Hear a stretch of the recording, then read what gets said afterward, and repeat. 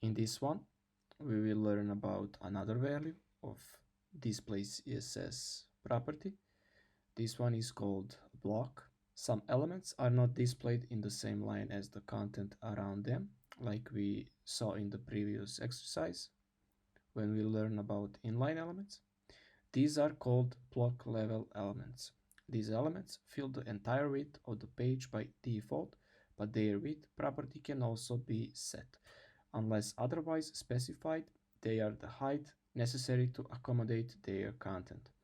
Elements that are block level by default include all levels of heading elements, so h1 through h6, p, tags, divs, and footer element.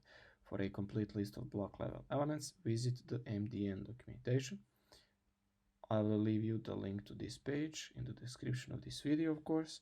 In the example above, all strong elements, so here is the CSS rule, will be displayed on their own line with no content directly on either side of them, even though their contents may not fill the width of most computer screens.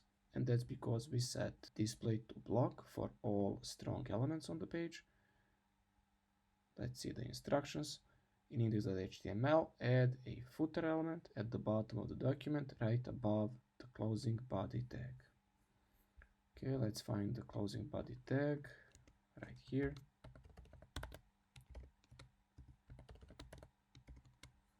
Update our code. Nothing changed. That's because the footer element is empty.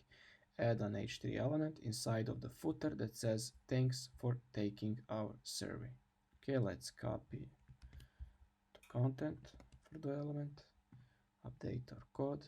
Oh, sorry, they said add an h3 element and not just the content. So place our content in h3 element, and now let's update our code.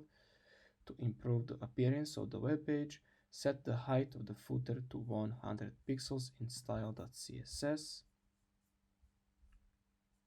Here is the footer selector, so let's set its height to 100 pixels. And here is the footer. Okay, let's proceed to the next exercise.